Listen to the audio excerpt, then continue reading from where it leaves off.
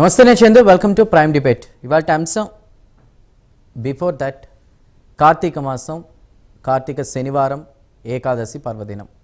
ఎవరైనా సరే పూజలు పునస్కారాలు ఆలయానికి వెళ్ళాలనుకుంటారు. కానీ ఇక్కడ ఏం జరిగిందంటే ఒక భక్తుడు తిరుపతి దర్శనానికి వెళ్ళాడు. అక్కడ క్షణం పాటు కూడా స్వామిని చూడలేకపోయాడు. పక్కకి జరిపేయడంతో కూడా అలిగి ఊరొచ్చి వాళ్ళ అమ్మగారు ఇచ్చినటువంటి స్థలం ఏదైతే ఉందో దాదాపు కొన్ని ఎకరాల భూమిలో కూడా దేవాలయం నిర్మాణం చేపట్టి అక్కడ స్వామిని చూసుకుంటూ ఎవరైతే భక్తులు వస్తున్నారో వాళ్ళకి సంబంధించి ఆలయంలో దర్శనం చేసుకునేలా ఏర్పాట్లు చేసి తనకున్న దానిలో తనకున్న తోటల మీద నుంచి వచ్చే డబ్బులతో సోమవారం అన్నదాన కార్యక్రమాలు ఇతరితర చేస్తూ వస్తున్నాడు. ప్రజాసేవ చేస్తూ దైవసేవ చేసుకుంటూ ఇంతవరకు బాగానే ఉంది. కానీ ఈరోజు శ్రీకాకుళం జిల్లా కాశీబుగ్గ వెంకటేశ్వర స్వామి ఆలయంలో జరిగినటువంటి దుర్ఘటన, అనుకోని రీతిలో కూడా భక్తులు దాదాపు 5,000 మందికి పైగా భక్తులు అక్కడికి రావడం అతను ఎక్స్పెక్ట్ చేయలేదు. సో ఏదేమైనా కూడా అనుకోని ఒక ఇన్సిడెంట్ దుర్ఘటన జరిగిపోయింది. రైలింగ్ కోల్డంతో కూడా ఒక్కసారిగా గందరగోళం ఏర్పడి భక్తులు అటు ఇటు వెళ్ళిపోయి అదంతా కూడా కొంచెం కంజెస్టెడ్గా ఉండి దాదాపు 9 మంది ఇప్పటివరకు ఉన్న లెక్క ప్రకారం 9 మంది చనిపోయారు. 7 మహిళలు, 2 చిన్నారులు కూడా ఉన్నారు. సో ఈ ఒక దుర్ఘటన అందరినీ కూడా ఏకాదశి పర్వదినాన ఒక రకంగా దిగ్భ్రాంతికి గురి చేసింది. ప్రధాని మోదీ స్పందించారు. దీనికి సంబంధించి మృతుల కుటుంబాలకి సంతాపం వ్యక్తం చేసి వాళ్ళకి 2 లక్షల ఎక్స్గ్రేషియా, ఎవరైతే గాయాల పాలయ్యారో వాళ్ళకి 50,000 ఆర్థిక సాయాన్ని కూడా ఆయన ప్రకటించడం జరిగింది. ఆ తర్వాత ఇటు ఆంధ్రప్రదేశ్ సీఎం చంద్రబాబు కూడా దీనిపై స్పందించారు. ఇది ప్రభుత్వం ఆధీనంలో లేదు, ప్రైవేటు వ్యక్తులు కొంతమంది ఒక ఈవెంట్లో దాన్ని నడుపుతూ ఉన్నారు.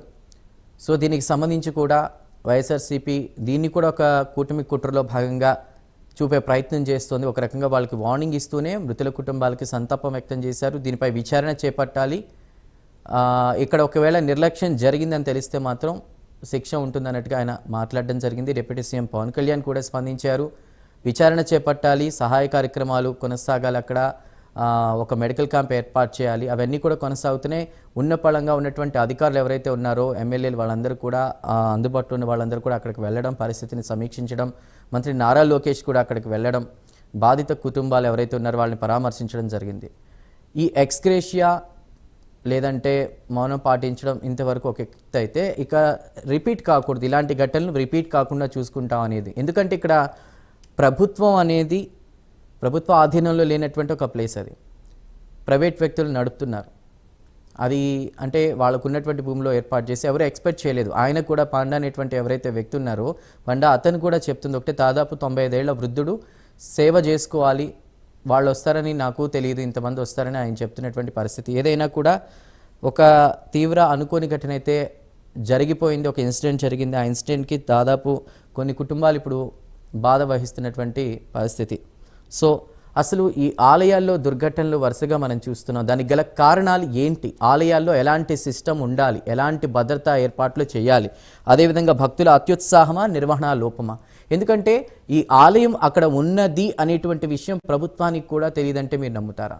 ఆలయం అక్కడ ఏర్పాటు చేశారు ఒక భక్తుడు, దానికి సంబంధించి సోషల్ మీడియాలో రకరకాల ప్రచారాలు అవన్నీ కూడా జరిగిపోయి తిరుపతి ఇది ఒక చిన్న తిరుపతిలా కూడా దాన్ని క్రియేట్ చేసి కరపత్రాలు పంచి ఫేమస్ చేసి కూడా ఇలాంటివి కూడా జరిగాయని వినిపిస్తున్న నేపథ్యంలో ఎలా ఉండాలి? అక్కడ ప్రైవేట్ ఆలయాలకి నిబంధనలు ఉండవా?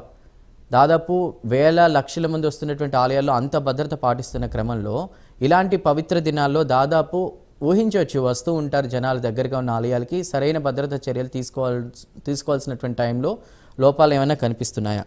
సో ఆలయాల విషయంలో చట్టం ఏం చెప్తోంది? భక్తులకు వస్తువుల కల్పన బాధ్యత ఎవరిది? ఒక ప్రభుత్వానికి సంబంధించిన వాళ్ళకి గనక ఇలాంటి పూజలు ఇవన్నీ ఉన్నాయి, దర్శన ఏర్పాట్లు ఏకాదశి శనివారం కావడంతో వచ్చే అవకాశం ఉందని ఒక చిన్న స్పృహ అవకాశం ఉన్న ప్రభుత్వానికి అక్కడ లోకల్గా ఉన్నటువంటి అధికారులకి చెప్పుంటే ఈరోజు ఇంత నష్టం జరిగి ఉండేది కాదేమో. అది ఆ విషయంగా వాళ్ళు ఆలోచించి ఉండాలి. అయితే కాశీబుగ్గ ఘటనతో జాగ్రత్త పడాల్సినటువంటి అంశాలేంటి, దానిపై మాట్లాడదాం. ఆధ్యాత్మికవేత్తలు ఇచ్చే సలహాలేంటి, అవి కూడా మనం తెలుసుకుందాం. సో ఇవాల్టి ప్రైమ్ డిబేట్ బాధ్యత ఎవరిది?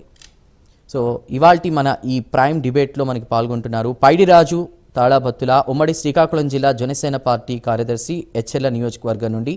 పైడిరాజు గారు నమస్కారం, వెల్కమ్ టు ప్రైమ్ డిబేట్. అదేవిధంగా విజయ్ కిరణ్ గారు టీడీపీ అధికార ప్రతినిధి. విజయ్ గారు నమస్కారం. మరియు పెద్దిరెడ్డి రవికిరణ్ గారు బీజేపీ అధికార ప్రతినిధి. రవికిరణ్ గారు నమస్కారం అండి, వెల్కమ్ టు ప్రైమ్ డిబేట్. మరి కొద్దిసేపట్లో మనకి సిఎస్ఆర్ ప్రభు గారు జాయిన్ అవుతారు, విశ్వయోగ విద్యాపీఠ్ చైర్మన్. రైట్, ముందుగా పైడ్రాజ్ గారితో మాట్లాడదాం. పైడ్రాజ్ గారు, ఈరోజు జరిగినటువంటి దుర్ఘటనకి సంబంధించి, అంటే అది ప్రభుత్వ ఆధీనంలో లేకపోయినా ఈ ఘటనపై అటు ప్రభుత్వాన్ని నుంచి, ఎమ్మెల్యేల నుంచి, ముఖ్యమంత్రి నుంచి ప్రధాని వరకు కూడా అందరూ స్పందించారు, దిగ్భ్రాంతి వ్యక్తం చేశారు, ఎక్స్గ్రేషియాలు ప్రకటించారు. కానీ ఇది ప్రైవేట్ వ్యక్తుల చేతిలో ఉంది, వాళ్ళు కూడా మేము ఇంతమంది వస్తారని ఎక్స్పెక్ట్ చేయట్లేదు, ఇది ఒక అనుకోని సంఘటన అంటున్నారు. దీనిపై మీరేం మాట్లాడతారు? ప్యానెల్లో పాల్గొన్నటువంటి పెద్దలందరికీ నమస్కారం, ప్రైమ్ నైన్ ప్రేక్షకులకి నమస్కారం. ఏదైతే ఈరోజు జరిగినటువంటి సంఘటన అందరినీ చాలా తీవ్రంగా కలిచివేసింది. ఇప్పటికీ కూడా అసంపూర్తి నిర్మాణంలో ఉన్నటువంటి దేవాలయం, అసంపూర్తి నిర్మాణంలో ఉన్న దేవాలయం ఇప్పటికీ కూడా గత 5 సంవత్సరాల నుంచి నేటికి డెవలప్మెంట్ అవుతూ ముందుకు వెళ్తుంది. ఇది వాస్తవం. మరి ఆయనకి దాదాపు 90-95 సంవత్సరాలు ఉన్నప్పటికీ కూడా శ్రీ వెంకటేశ్వర స్వామి మీద ఉన్నటువంటి నమ్మకం, విపరీతమైనటువంటి భక్తితో ఆయన ఆ నిర్మాణాన్ని, ఆ దేవాలయాన్ని నిర్మించుకొని చుట్టుపక్కల ఉన్నటువంటి భక్తులకి, శ్రీకాకుళం జిల్లా ప్రజలకి మరో తిరుపతిలాగా చూపిస్తూ మా అందరికీ కూడా వెంకటేశ్వర స్వామిని దగ్గర చేస్తున్నారు. కానీ ఈరోజు జరిగినటువంటి సంఘటన రోజు రోజుకి భక్తులు పెరుగుతున్నారనే ఒక ఆలోచన ముందుగా ఆయన పెట్టుకోకపోవడం ద్వారా తప్పిదం మాత్రమే తప్ప ఇది ప్రభుత్వానికి ఎటువంటి సంబంధం లేదు. ఇది ఒక ప్రైవేటీకరణలో ఉన్నటువంటి దేవాలయం. మరి చూస్తే శ్రీకాకుళం జిల్లా మొత్తం కూడా చాలా వరకు వేల సంఖ్యలో వెళ్ళటం జరిగింది. మరి భద్రతా లోపమా అని అంటే మరి స్వయంగా పెద్ద ఆయన పాండా గారే ఈరోజు మన మీడియా ముందుకు వచ్చి చెప్పడం జరిగింది. ఇప్పుడు ఈరోజు మా జిల్లాలో ఉన్నటువంటి జనసేన అధినేత పవన్ కళ్యాణ్ గారు, ఆంధ్రప్రదేశ్ రాష్ట్ర ఉప ముఖ్యమంత్రి ఆదేశాల మేరకు ఉమ్మడి ఉత్తరాంధ్రలో ఉన్నటువంటి ఎమ్మెల్యేలు, అలానే స్థానికంగా ఉన్నటువంటి జిల్లా నేతలు పరామర్శించడం, ఎలా జరిగిందో ఏం జరిగిందో తెలుసుకుంటున్నారు. ఇంకా దర్యాప్తు కొనసాగుతుంది. ఈరోజు జిల్లా కలెక్టర్ గారు కూడా ఇది ప్రైవేటీకరణలో ఉంది కాబట్టి తదుపరి దర్యాప్తులో మీకు విషయాన్ని తెలియజేస్తామని చెప్పడం జరిగింది. మరి భక్తి భావనతో ఈరోజు ఒక మంచి రోజు ఏకాదశి, ఈ పర్వదినాన్న స్వామివారిని దర్శనం చేసుకోవటానికి ప్రజలందరూ కూడా భక్తి శ్రద్ధలతో భగవంతుని దర్శనం చేసుకోవడానికి కూర్చున్నారు. ఈరోజు జరిగినటువంటి సంఘటన అందరినీ తీవ్రంగా కలిచివేసింది. మరి ఇప్పటికే దేశ ప్రధాని నరేంద్ర మోడీ గారు, ఆంధ్రప్రదేశ్ రాష్ట్ర ముఖ్యమంత్రి శ్రీ నారా చంద్రబాబు నాయుడు గారు, ఉప ముఖ్యమంత్రి శ్రీ పవన్ కళ్యాణ్ గారు, వారు కూడా దిగ్భ్రాంతిని వ్యక్తం చేస్తూ జరిగిన సంఘటన మీద పైడ్రాజ్ గారు ఒక్క నిమిషం అండి, నేను మీతో పైడ్రాజ్ గారు మళ్ళీ నేను మాట్లాడతాను. ప్రస్తుతం మనం ఘటనా స్థలికి సంబంధించిన ఒక అప్డేట్ చూద్దాం, తాజా అప్డేట్. ప్యానెల్ ఉన్న సభ్యులందరూ కూడా ఒక చిన్న విన్నపం, మనం ఒకసారి ఆ అప్డేట్ చూద్దాం. ఆ ఆలయ ప్రాంగణానికి మంత్రి నారా లోకేష్ చేరుకున్నారు. ఎవరైతే బాధిత కుటుంబాలు ఉన్నారో వాళ్ళతో మాట్లాడడం జరిగింది, పరామర్శించడం జరిగింది. ప్రస్తుతం ఆలయ ప్రాంగణానికి చేరుకుని అక్కడ పరిశీలిస్తున్నారు, అక్కడ వివరాలు అడిగి తెలుసుకుంటున్నారు. ఆ వివరాలకు సంబంధించి తాజా సమాచారం అందించడానికి మా ప్రతినిధి చంద్రశేఖర్ సిద్ధంగా ఉన్నారు. చంద్రశేఖర్, మంత్రి నారా లోకేష్ ఆలయ ప్రాంగణానికి చేరుకుని అక్కడ అసలు ఘటన ఎలా జరిగిందో ఆ తీరదంతా కూడా అడిగి తెలుసుకునే ప్రయత్నం చేస్తున్నట్టు తెలుస్తోంది. మీ దగ్గర ఉన్న తాజా సమాచారం ఏంటి?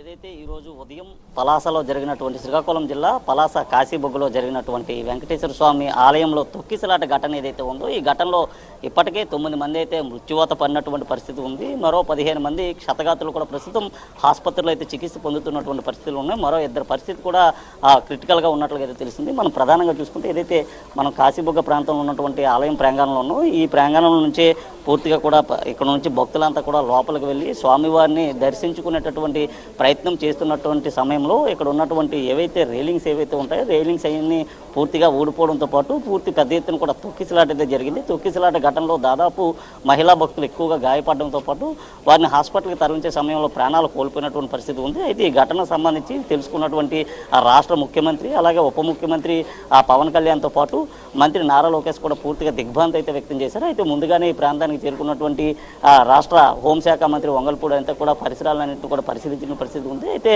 ఘటనకు సంబంధించి మంత్రి నారా లోకేష్ కూడా ఇప్పుడే ఈ ప్రాంతానికి అయితే చేరుకోవడం జరిగింది. ఎలా జరిగిందనే ఘటనపైన కూడా పూర్తిగా కూడా అధికారులని అడిగి తెలుసుకున్నటువంటి పరిస్థితి చూసుకోవచ్చు. ముఖ్యంగా చూసుకుంటే ఆలయ ప్రాంగణం ఏదైతే ఉందో ఇదే నూతనంగా నిర్మించినటువంటి ఆలయం. ఈ నూతనంగా నిర్మించినటువంటి ఆలయంలోనే ఈరోజు ఈ ఘటన చోటు చేసుకోవడం పూర్తి ఆంధ్రప్రదేశ్ని అయితే దిగ్భ్రాంతికి గురి చేసినటువంటి పరిస్థితి అయితే ఉందని చెప్పుకోవాలి. ముఖ్యంగా మనం చూసుకుంటే ఏదైతే ఇక్కడ నుంచి ఎంట్రన్స్ మార్గం ఏదైతే ఉందో ఈ ఎంట్రన్స్ మార్గం గుండా భక్తులంతా కూడా లోపలికి వెళ్ళేటటువంటి పరిస్థితి ఉంది. ఇక్కడ నుంచి లోపలికి వెళ్ళేటటువంటి సమయంలో లోపల స్వామివారిని దర్శించుకుంటున్న సమయంలో అయితే తొక్కిసలాట జరిగినట్టు తెలుస్తుంది. ముఖ్యంగా చూసుకుంటే పూర్తిగా ఇక్కడ వారు తీసుకొచ్చినటువంటి ఏవైతే స్వామివారి పూజ చేసేందుకు తీసుకొచ్చినటువంటి పూర్తిగా పూజ సామాగ్రి అంతా కూడా చల్లా చెదిరిగా పడి ఉన్నటువంటి పరిస్థితులు కూడా మనం పూర్తి చూసుకోవచ్చు. ఎందుకంటే విజువల్స్ అన్నింటిలో కూడా ఇప్పటికే మంత్రి నారా లోకేష్ కూడా ఆలయ ప్రాంగణం లోపలికి అయితే వెళ్ళారు. ఆలయ ప్రాంగణంలో అసలు ఏ విధంగా జరిగిందనే దానిపైన కూడా ఆయన పూర్తిగా పరిశీలిస్తున్నటువంటి పరిస్థితి ఉంది. ముఖ్యంగా చూసుకుంటే ఏదైతే ఈ ఘటనకు సంబంధించి ఇప్పటికే రాష్ట్ర ముఖ్యమంత్రి కూడా పూర్తిగా దిగ్భ్రాంతిని కూడా వ్యక్తం చేసిన పరిస్థితి ఉంది. అనంతరం ఆలయానికి సంబంధించినటువంటి ఘటన ఏ విధంగా జరిగిందనే అంశాన్ని ఇక్కడ ఉన్నటువంటి అధికారులు కూడా అడిగి తెలుసుకున్నటువంటి పరిస్థితి నారా లోకేష్ చేస్తున్నారు. అలాగే ఇక్కడ నుంచి ఏదైతే పక్కనే ఉన్నటువంటి స్థానిక ప్రభుత్వ ఆసుపత్రి ఏదైతే ఉందో ఆ ఆసుపత్రికి వెళ్ళి అక్కడ నుంచి క్షతగాత్రులను కూడా ఆయన పరామర్శించేటటువంటి పరిస్థితి ఉంది. Chandra right Chandrashekar, thank you.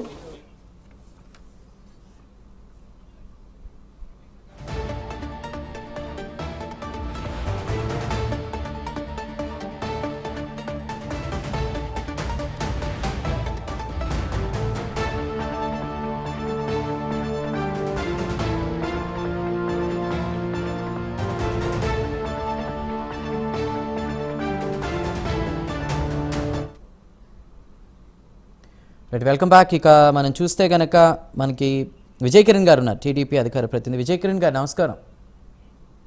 నమస్కారం. ఈరోజు జరిగినటువంటి దుర్ఘటనకి సంబంధించి మీరేం మాట్లాడతారు? ఇది భక్తుల తప్పిదమా లేదంటే ఆలయాన్ని నిర్మించినటువంటి తప్పిదమా? ఏ విధంగా చూడాలి? ఆయనేమో నేను భక్తిభావంతో నిర్మించాను, నాతో పాటు నలుగురు దర్శనం చేసుకుంటారని, నేను ఎలాంటి అంటే ఆర్థికమైనటువంటి విషయాలకు సంబంధించి ఆలోచించలేదన్నారు. అంటే ఆయన మనం రీసెర్చ్ చేస్తే కూడా ఆయన సేవా కార్యక్రమాలు చేస్తారు, ఇవన్నీ కూడా బయటకు వచ్చాయి. ఆయన్ని చూస్తే కూడా 95 ఏళ్ల వృద్ధుడు. కాకపోతే ఇక్కడ ఏ కోణంలో మనం చూడాలి? ఈ ఇన్సిడెంట్కి సంబంధించి మీరేం మాట్లాడతారు? ముందుగా మీకు ప్యానెల్ సభ్యులకి ప్రేక్షకులకి అందరూ కూడా నమస్కారం అండి. చనిపోయినటువంటి ఆ సంఘటన హృదయ విదారకమైనటువంటి సంఘటన. ఈ సంఘటనలో ఎవరెవరైతే వారి కుటుంబ సభ్యులను కోల్పోయారో వాళ్ళ కుటుంబాల మొత్తానికి కూడా నా తరఫున, తెలుగుదేశం పార్టీ తరఫున, ఎన్డీఏ కూటమి తరఫున ప్రగాఢమైనటువంటి సానుభూతిని తెలియజేసుకుంటా ఉన్నాను. అదేవిధంగా ఇప్పుడు ఇక్కడ మనం చూడాల్సినటువంటి అంశం ఎవరి తప్పు ఎవరి ఒప్పు అనేటువంటిది ఇన్వెస్టిగేషన్ ఏజెన్సీస్ దానికి సంబంధించి విచారణ జరుగుతూ ఉంది. ఖచ్చితంగా దానిపైన సమగ్రమైన ఒకటి చెప్పండి విజయ్ కిరణ్ గారు. 95 ఏళ్ల వృద్ధుడు, ఆయన ఆలోచన లేదా ఆశయం గొప్పది కావచ్చు, కానీ ఆయన ఒక్కడే ఇదంతా కూడా ఈ నిర్మాణాలు లేదా ఇతరిత వ్యవహారాలు చూడలేరు. ఎవరైనా ఆయనకు సంబంధించిన వ్యక్తులు ఉండాలి. సో ఇంతమంది ఇక్కడికి రావడం, ప్రచారం చేయడం, కరపత్రాలు పంచడం, లేదంటే ఇన్స్టాలో దీనికి సంబంధించి ఎక్కువగా ట్రెండ్ అవ్వడం, ఇదంతా మనం చూస్తూ ఉంటే కూడా జనాలు ఎక్కువగా ఏదో ఒక టెంపుల్ ఫేమస్ అయింది అంటే చాలు ఈ ముక్కుముడిగా ఎక్కువగా రావడం, ఇదంతా కూడా అక్కడ ఏదైనా ఒక ఇన్సిడెంట్ జరిగినప్పుడు సమయం పాటించకపోవడం, అన్ని కోణాల్లో ఆలోచిస్తే కనుక మీరేం మాట్లాడతారు? సార్, ఇప్పుడు ఎవరైతే ఆ గుడిని నిర్మాణం చేశారో వారి యొక్క ఉద్దేశాన్ని ఎవరు కూడా తప్పు పట్టాల్సినటువంటి అవసరం లేదు. ఎందుకంటే ఆయన సొంత స్థలంలో దరిదాపు 50 ఎకరాల తల్లిదండ్రులు ఇస్తే దాంట్లో దాదాపు 10-11 ఎకరాల వరకు దేవుని యొక్క గుడి కట్టుకొని అక్కడ ప్రజలందరికి కూడా ఉచితంగా దర్శనం ఏర్పాటు చేసి అక్కడ ఒక దైవ కార్యక్రమాలు, ఆధ్యాత్మిక కార్యక్రమాలు జరపాలనేటువంటి ఉద్దేశంతో అవే నడిపిస్తూ ఉన్నటువంటి పరిస్థితిలో ఇది అన్ఎక్స్పెక్టెడ్గా, అంటే ఈరోజు ఒక పర్వదినం అవ్వటం, ప్రజలకి ఉన్నటువంటి ఒక సెంటిమెంటు, అదే కాకుండా మీరు అన్నట్టు సోషల్ మీడియాలో అదేవిధంగా ప్రచార మాధ్యమాల్లో గుడి యొక్క ప్రాతిష్యం గురించి, దాని యొక్క గొప్పతనం గురించి, అక్కడ ఆ ప్రదేశానికి ఉన్నటువంటి మహిమ గురించి బాగా ఎక్కువగా ప్రచారం జరగటంలో ఆ గుడివారు కూడా ఎంతమంది వస్తారనేటువంటి ఆలోచన ఊహకందనటువంటి విధంగా భక్తులు రావటం, భక్తులు వచ్చిన సందర్భంగా వెళ్ళటానికి రావటానికి ఒకటే దారి ఉండటం, ఆ రైలింగ్ పడిపోవటం, తద్వారా కన్ఫ్యూజ్ అయిపోయి ఎటు పడితే అటు పరిగెత్తడం, ఈ యాక్సిడెంట్లో కొంతమంది ప్రాణాలు కోల్పోవటం, గాయపడటం జరిగింది. ఇక్కడ నేను పార్టీలుగా లేదా ఇంకొక విధంగా కాకుండా ఏ మత విశ్వాసాలకు సంబంధించిన గ్యాదరింగ్ జరుగుతున్నప్పటికి కూడా ఆ స్థానికంగా ఉండేటువంటి రెవెన్యూ మరియు పోలీసు వారు దానిపైన ఒక నిఘా ఉంచాల్సినటువంటి అవసరం ఉంది. రెండవది, ఎవరైతే అది ఆర్గనైజ్ చేస్తున్నారో ఆ గుడికి సంబంధించి లేదు ఏ మతానికి సంబంధించిన వారైనా సరే ఆ గ్యాదరింగ్స్ జరిగేటప్పుడు జరిగేటువంటి వచ్చేటువంటి భక్తులకు సంబంధించినటువంటి వివరాలు వాళ్ళు సహజంగా ఒక 10,000 మంది వస్తారని ఎక్స్పెక్ట్ చేస్తే ఇట్లా వస్తారని ఎక్స్పెక్ట్ చేస్తున్నామండి, ఎక్కువ మంది అయినా వచ్చేటువంటి అవకాశం ఉంది. కాబట్టి మాకు తగినటువంటి రక్షణ ఏర్పాట్లకి పోలీసుని, రెవెన్యూ సిబ్బందిని ఇవ్వండి అని చెప్పి ఒక రిక్వెస్ట్ పెట్టుకొని, అదేవిధంగా రావటానికి పోవటానికి మనం 10,000 ఎక్స్పెక్ట్ చేసి 20,000 మంది వస్తే ఏ విధంగా ఇక్కడ ఏర్పాట్లు చేయాలి అనేటువంటిది ఒక ప్లానింగ్, ఇవన్నీ కూడా చాలా అవసరం. ఇది చాలా టెలిస్కోపిక్ గా దీన్ని మనం అన్నిటిని కూడా జాగ్రత్త పడాల్సినటువంటి అవసరం ఉంది. ఎందుకంటే గతంలో కూడా అనేకమైనటువంటి యాక్సిడెంట్లు జరిగి కొంతమంది చనిపోవటం కూడా జరిగింది. ఇది ఇక్కడ రాజకీయాలకి టైం కాదు, వేదిక కాదు. చనిపోయిన యొక్క కుటుంబాలని అండగా నిలబడుతున్నటువంటి ప్రభుత్వం, వెంటనే స్పందించినటువంటి ప్రభుత్వం, లోకేష్ గారి దగ్గర నుంచి, అచ్చెన్నాయుడు గారి దగ్గర నుంచి, స్థానిక ఎమ్మెల్యే గారు, అదేవిధంగా స్వయంగా ప్రధానమంత్రి గారు కూడా దీంట్లో స్పందించి ఆ కుటుంబాలకి అండగా నిలబడతారు. విజయ్ గారు, మీరు పార్టీతో సంబంధం లేదన్నారు, కానీ ఇక్కడ వైఎస్ఆర్సీపీ దీన్ని కూడా ఒక అజెండాగా వాడుకునే ప్రయత్నం చేసింది. ఎందుకంటే రిపోర్టర్ ఒక క్వశ్చన్ చేసినప్పుడు స్థానికుడు అక్కడ ఇన్సిడెంట్ జరిగింది, అది ప్రైవేట్ ప్రాపర్టీ అని చెప్పే ప్రయత్నం చేస్తున్నా కూడా ప్రభుత్వం మీద బురద జల్లే ప్రయత్నం జరిగింది అనేటువంటి విషయంపై మీరే విధంగా స్పందిస్తారు? ఖచ్చితంగా జనరల్ గా రాజకీయ పార్టీలు కొన్ని కెలామిటీస్, ఏది ఇప్పుడు మొన్న వచ్చిన సైక్లోన్ కి సంబంధించి కానీ అది ప్రకృతి వైపరీత్యం, ఇది యాక్సిడెంట్ని అదే విధంగా ప్రకృతి వైపరీత్యాలలో కూడా శవాల పైన రాజకీయం చేయకుండా ఉంటే అది వైఎస్ఆర్ కాంగ్రెస్ పార్టీ, చేసిందంటే అది వైఎస్ఆర్ కాంగ్రెస్ పార్టీ అనేది అర్థమవుతా ఉంది. చేయకపోతే ఆశ్చర్యం, కానీ చేస్తే ఆశ్చర్యపడాల్సిన విషయం లేదు. ఎందుకంటే వారు ప్రతి అంశాన్ని కూడా రాజకీయాలతో ముడిపెట్టి తద్వారా ఏదో ఒక రకంగా రాజకీయ లబ్ధి పొందాలా, ఆంధ్ర రాష్ట్రంలో ఎన్డీఏ కూటమి చెడ్డ పేరు తేవాలనేటువంటి ఏకైక లక్ష్యంతో ఉన్నారు తప్ప ప్రజలకు అండగా ఉందాము, ప్రజలకు మంచి జరుగుతుంది, చెడు జరుగుతుంది, వాళ్ళకి అండగా ఉందాం అనేటువంటి ఆలోచనే వారికి లేదు. కాబట్టి ఇది రాజకీయం చేయటంలో ఎటువంటి ఆశ్చర్యం లేదు. అయితే నేను రిక్వెస్ట్ చేసేది ఏంటంటే, ప్రజల్ని కూడా మనం ఏదైనా ఒక ప్రదేశానికి వెళ్తున్నప్పుడు, ఒక క్రౌడ్ ఉన్నప్పుడు మనం కూడా కొంత సమయం పాటించాల్సినటువంటి అవసరం ఉందనేటువంటిది మాత్రం ఖచ్చితంగా చెప్తా ఉన్నానండి. అదేవిధంగా పోలీస్ ఇంటెలిజెన్స్ కానీ, లేదు రెవెన్యూ ఇంటెలిజెన్స్ వాళ్ళు కానీ, రెవెన్యూ వాళ్ళు కానీ అందరూ కూడా ప్రతి ప్రాంతంలో ఇప్పుడు 1000 మంది ఒక ప్రాంతానికి వెళ్తా ఉన్నారంటే సహజంగా అక్కడ ఉన్నటువంటి లోకల్ పోలీస్ స్టేషన్కో లేదా రెవెన్యూలో ఆ ప్రజలకు అర్థమైపోతూ ఉంటుంది, ఇంత గ్యాదరింగ్ జరుగుతూ ఉంది, ఇక్కడ ఏ విధమైనటువంటి ఏర్పాట్లు జరిగినాయి ఏంటనేది. ఇటువంటి వాటిల్లో కొంత మిస్ అయిందేమో, కొంత అంటే అది ప్రైవేట్ ప్రాపర్టీలో ఉండటం, దానిపైన సరైన మానిటరింగ్ లేకపోవటం వల్ల కూడా యాక్సిడెంట్ జరిగినటువంటి పరిస్థితి కనపడతా ఉంది. ఏది ఏమైనా కూడా అది ఎవరైతే ఆర్గనైజ్ చేస్తున్నారో వారు లోకల్ గా ఉన్నటువంటి రెవెన్యూ మరియు పోలీస్ వారికి కానీ ముందుగానే కొంత సమాచారం ఇచ్చినట్టయితే ఇంత ఘోరమైనటువంటి పరిస్థితి జరిగి ఉండేది కాదు. ఆయన యొక్క చిత్తశుద్ధినో లేదు, ఆయన వారు పెద్ద ద్వారా పాండా గారు ఎవరో ఉన్నారు, వారిని అక్కడా కూడా మనం ఆయన నిర్లక్ష్యానికి, అంటే అది మరి ఎందుకు జరిగిందో ఏంటో తెలియదు, కానీ ఆయన ఉద్దేశంలో విజయ్ గారు మాట్లాడదాం. రవికిరణ్ గారు కూడా ఉన్నారు, వారితో కూడా మాట్లాడి మళ్ళీ నేను మీ దగ్గరకు వస్తా. రవికిరణ్ గారు, ఆ పెద్ద ఆయనతో మాట్లాడినప్పుడు కూడా నాకేం సంబంధం, ఇంతమంది వస్తారని నాకు తెలియదు కదా అది మాట్లాడుతున్నారు. కానీ ప్రజల నుంచి వస్తున్న కొన్ని క్వశ్చన్స్ని మనం పరిశీలిస్తే 2500 మంది సరిపోయేటువంటి ఆ ప్లేస్లో, ఒక లెక్క ప్రకారం ఉండాల్సినటువంటి ఆ ప్లేస్లో అంతమందిని ఎందుకు అనుమతించారు? అక్కడికి వస్తున్నటువంటి, లేదంటే ఏదంటే అంటారు కదా దానికి సంబంధించి, అంటే దక్షిణ భాగం వస్తుందా లేకపోతే ఇంకోటి అని ఇలాంటి క్వశ్చన్స్ అన్నీ కూడా వస్తున్నాయి. ఈ ఇన్సిడెంట్కి సంబంధించి మీరేం మాట్లాడతారు? అంటే ఇది ప్రైవేట్ ప్రాపర్టీ అయినప్పటికీ కూడా ప్రభుత్వంపై బురద జల్లే ప్రయత్నం చేస్తున్నారు. ఇంకొక ఎగ్జాంపుల్ తీసుకుందాం. ప్రభుత్వం ఆధీనంలో ఉన్న టెంపుల్స్లో జరిగిన లేదా ఇతర ఏవైనా కార్యక్రమాల్లో జరిగిన ఆ కార్యక్రమాన్ని ఎవరు నిర్వహిస్తున్నారో ఇలాంటి దుర్ఘటన జరిగినప్పుడు వాళ్ళకి ఆర్థిక సాయాన్ని ఇవ్వాలి. ఇక్కడ మళ్ళీ ప్రభుత్వం మేము ఆదుకుంటామని చెప్తుంది. అటు ప్రధానమంత్రి ఎక్స్గ్రేషియా ప్రకటించారు. కానీ ప్రైవేట్ వాళ్ళ ఆధీనంలో ఉంది ఆలయం, వాళ్ళు మాత్రం దీనికి సంబంధించి ఎలాంటి రెస్పాన్స్ లేదు. ఈ రెండు అంశాల మీద మీరేం మాట్లాడతారు రవికిరణ్ గారు? చందు గారు, ముందుగా మీకు తోటి ప్యానలిస్టులకి టైమ్ లైన్ వీక్షకులందరికీ నమస్కారం అండి. చాలా హృదయ విదారకం, కకావికలం అయిపోతున్నాం పొద్దు నుంచి ఈ వార్త విన్నప్పటి నుంచి. హిందువులకి అతి ప్రాశస్త్యమైనటువంటి కార్తీక మాసం, దానిలో ఏకాదశి, భక్తులు, హైందవ భక్తులు దర్శనం కోసం వెళ్ళి ఈ రకంగా చనిపోవటం ఎంతో బాధాకరం. వారి ఆత్మకి శాంతి చేకూరాలని, వాళ్ళ కుటుంబాలకి ఆ భగవంతుడు ధైర్యాన్ని ప్రసాదించాలని చెప్పి కోరుకుంటూ ఓం నమో వెంకటేశాయ. ఈ ఒక హైందవుడిగా ప్రతి ఒక్కరికి కార్తీక మాసం కానీ ధనుర్మాసం కానీ ఇవన్నీ అతి ప్రాశస్త్యమైన మాసాలు చందు గారు. దీనిలో ముఖ్యంగా ఏకాదశి కావచ్చు, లేకపోతే వచ్చే వారం రాబోతుంది పౌర్ణమి కావచ్చు, లేకపోతే వైకుంఠ గైస కావచ్చు, లేకపోతే ద్వాదశి కావచ్చు, ఇటువంటి ముఖ్యమైనటువంటి మాసాలు, రోజులు ఉన్నాయి. దీన్ని మనం కొంచెం జాగ్రత్తగా, అక్కడ ఉన్నటువంటి స్థానిక అధికారులు కూడా జాగ్రత్తగా గమనించుకొని ఉండవలసిన అవసరం ఉంది.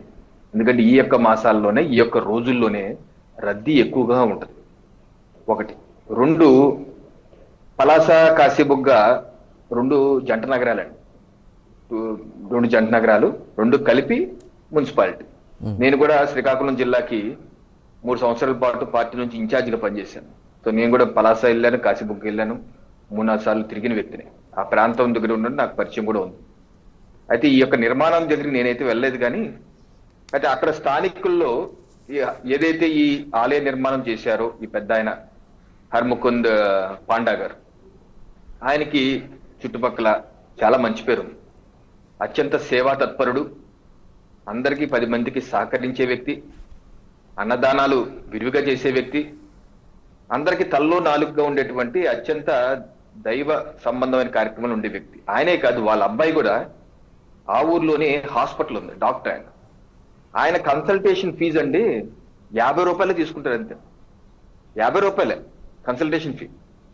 అలాగా వాళ్ళ కుటుంబం మొత్తం సేవలో ఉన్నటువంటి వ్యక్తి, వాళ్ళకున్నటువంటి సొమ్ముని 10 మందికి ఉపయోగపడాలనుకునే వ్యక్తి. అటువంటి దయాద్ర హృదయుడు, మంచి వ్యక్తి, సత్సాంప్రదాయాలతో సదాచారాలతో నిర్మించబడుతున్నటువంటి ఆలయంలో ఇటువంటి దుర్ఘటన జరగటం అత్యంత బాధాకరం. నేను అక్కడ కొంతమందితో మాట్లాడాను కూడా, వాళ్ళందరూ కూడా బాధపడుతున్నారు. ఎందుకు ఇలా జరిగింది అని బాధపడుతున్నాను. చాలా జరగకుండా ఉండవలసినటువంటి ఘటన. ఇప్పుడు ఈ లిస్టు చూస్తేనండి, చనిపోయిన వాళ్ళ వ్యక్తుల లిస్టు, ఈ లిస్టు చూస్తే ఎంత బాధ కలుగుతుందంటే, చనిపోయిన 9 మందిలో 8 మంది మహిళలండి. అది ఎక్కడి నుంచి వచ్చారు మహిళలు వీళ్ళందరూ? టెక్కలి మండలం నుంచి 2, అలాగే వజ్రకొత్తూరు మండలం నుంచి 1, మందస, నందిగామ, పలాస కాశీబుగ్గ నుంచి ఒకే ఒక్కళ్ళండి. పలాస కాశీబుగ్గ నుంచి ఒకే ఒక్కళ్ళు. మిగతాలందరూ చుట్టుపక్కల ప్రాంతాల నుంచి వచ్చినటువంటి. దీనిలో ఒక బాబు ఉన్నాడు, 13 ఏళ్ల బాబు, నిఖిల్ అని. అసలు ఈ లిస్టు చూస్తే ఇంతమంది మహిళలు, 60 ఏళ్ల మహిళలు, 40, ఇంతమంది మహిళలు, అంటే మహిళలు అందరూ పెద్ద ఎత్తున వచ్చారు. ఉచిత బస్సు ఉంది. అందుకనే నాకు స్థానికులు కూడా చెప్పింది ఏంటంటే, ఇచ్చాపురం నుంచి శ్రీకాకుళం వరకు మహిళలు ఎక్కువ మంది ఉచిత బస్సు ప్రయాణం కూడా ఉపయోగించుకుని వచ్చారండి అని చెప్పి అంటున్నారు. సో ఇంత కొంత పబ్లిసిటీ కూడా జరిగిందని కూడా చెప్పారు. ఇందాక మన మిత్రులు చెప్పినట్టు సోషల్ మీడియాలో కూడా పబ్లిసిటీ జరిగింది. ఇది బాగుంది, తగ్గ స్పేషియస్ గా ఉంది, విశాలంగా 10 ఎకరాలు కట్టారు, తగ్గ వెళ్ళొచ్చు అని చెప్పేసి హ్యాపీగా బస్సు రావటం జరిగింది. అయితే దురదృష్టం, ఇటువంటి ముఖ్యమైనటువంటి రోజులు, ఏకాదశి రోజులన అట్లీస్ట్ అక్కడ స్థానికంగా ఉన్నటువంటి, ఇప్పుడు ఆ జిల్లా కలెక్టర్ గారు స్వప్నిల్ దినకర్ గారు, ఆయన కూడా కాకినాడలో మా ఊర్లోనే కమిషనర్ గా చేసి వెళ్ళారు. చాలా నాకు బాగా పరిచయ వ్యక్తి అతను, చాలా మంచి వ్యక్తి, చాలా హానెస్ట్ గా బాగా పనిచేస్తారు. రైట్. సరే, కలెక్టర్ ఎలా ఉన్నా అక్కడ మున్సిపల్ కమిషనర్ ఉంటారు. మున్సిపల్ కమిషనర్ కానీ, అక్కడ పోలీస్ అధికారి, రెవెన్యూ అధికారులు కానీ, ఒకసారి ఇటువంటి ప్రాశస్త్యమైన రోజుల్లో ఏ రకమైనటువంటి ఏర్పాట్లు జరుగుతుంది, ఏ రకమైనటువంటి జరుగుతుంది, ప్రైవేట్ అయినా పబ్లిక్ అయినా ఏదైనా సరే మనదే కదా ఊరు, మన అది కార్పొరేట్ మున్సిపాలిటీ లిమిట్స్ లోనే ఉంది, అది బయట లేదు.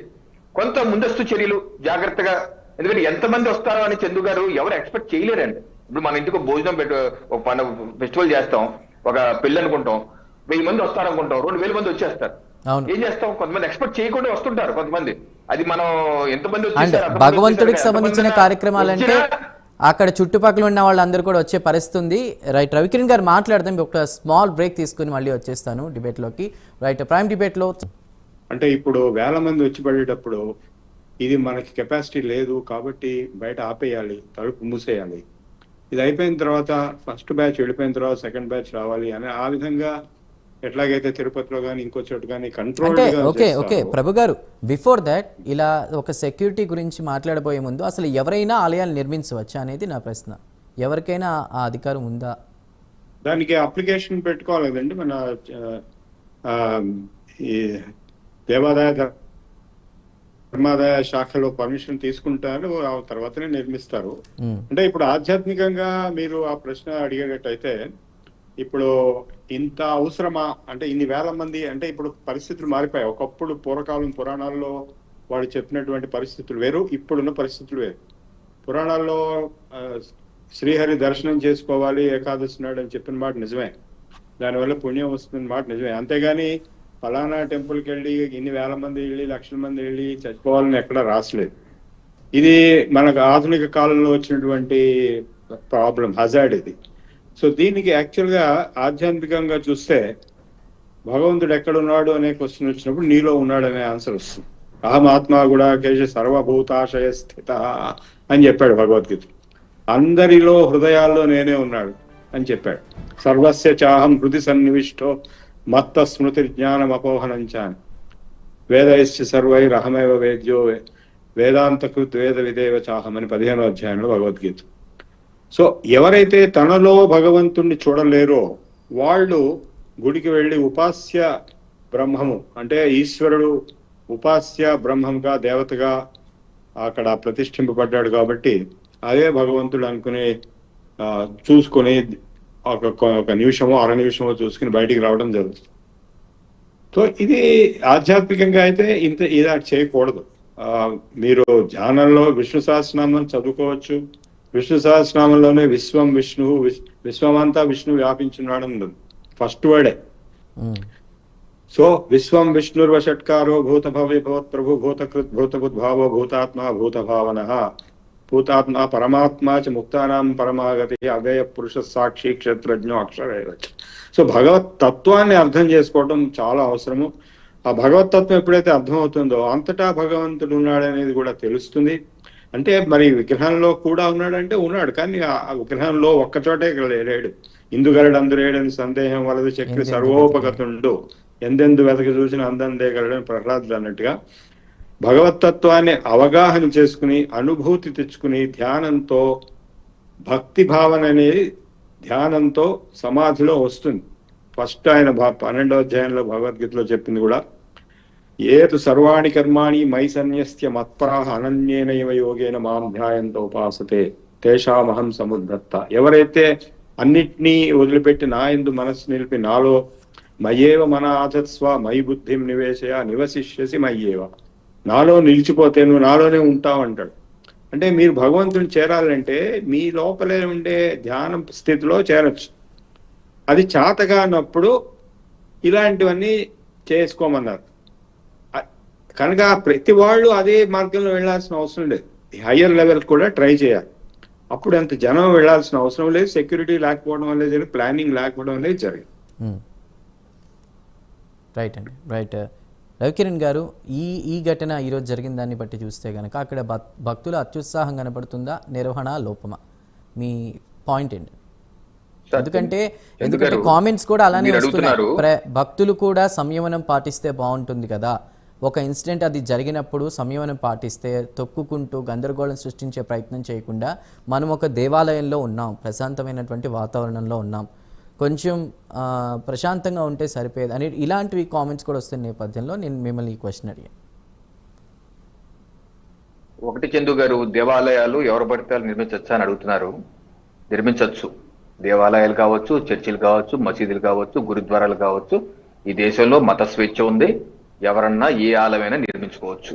కాకపోతే దానికి విధి విధానాలు, నిబంధనలు, పర్మిషన్స్, అప్రూవల్స్, పంచాయతీ అయితే పంచాయతీ అప్రూవల్స్, మున్సిపాలిటీ అయితే మున్సిపాలిటీ అప్రూవల్స్, ప్లాన్ అప్రూవల్స్, ఇవన్నీ కామన్.